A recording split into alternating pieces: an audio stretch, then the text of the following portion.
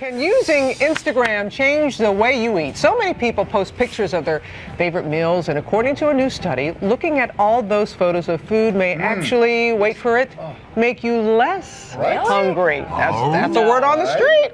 ABC's Lindsay Davis has more on the so-called Instagram diet. From soup to nuts, social media is changing the way we eat. I just want to know what's the most liked. What will get me the most likes on Instagram? Increasingly, people are ordering based on the best say cheese moment, what they think will make for the best photo op for the so-called food porn craze. Of course, you've heard that a picture is worth 1,000 words.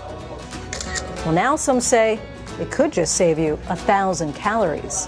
That's because, according to a study of salty and alternatively sweet foods by Brigham Young University, it's possible that just looking at too many snaps of food on Instagram or Pinterest can actually curb your appetite for those same types of food.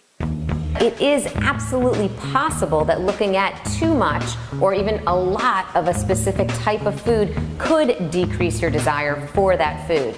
But not everyone agrees. 30-year-old Nastasia Johnson has more than 4,000 followers on her Instagram page that she devotes entirely to her love of sweets. Definitely doesn't change my appetite. It probably makes me a little hungrier for food. For Johnson and many like her, posting pictures of food has become a bit of an obsession. I'm a little obsessed with Instagram.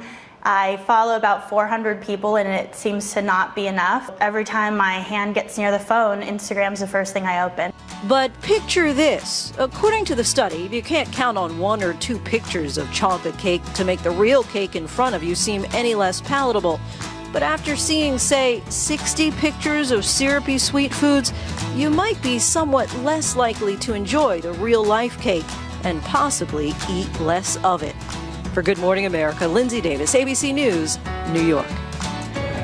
And for more on what some are saying, a surprising new study, we turn to ABC News nutrition and wellness editor Dave Zacinko.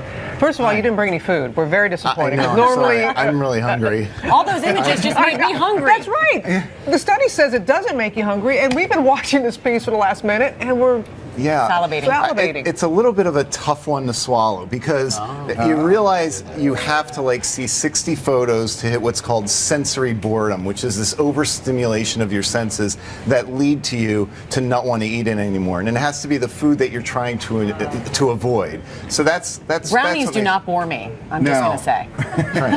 But this is becoming very popular. People posting food on. Oh, they're doing. I mean, everybody has to eat. Everybody loves food, and so it's the one conversation piece that anybody can have. So whether you're just talking about food, your pure love of food, or your interest in weight loss, or you're trying to stay on top of emerging nutrition and wellness trends, it's very easy to get into food. But it's not, again, as simple as you see a picture of an ice cream sandwich, so you won't want an ice cream sandwich. It's interesting. You have to saturate. You have to saturate. You have to go beyond that point. The good news here is that most people want to take sexy shots of food, which means colorful food. So suddenly nectarines and lima beans and kale, that seems exotic. So it tends to be healthier food, not just crazy. Because when you're looking at these pictures, you're right. They're colorful. Beautiful. I still want to eat that brownie. And in many cases, what you're talking about here is gorgeous food shots, professional stylists, professional photographers, so it's easy to make it seem so darn appetizing. Because when we try to make it at home, not so much. It doesn't look like that. Okay. Well, Dave, thanks. Thanks very much. Thank you, Mr. Z. Nice to see you, sir.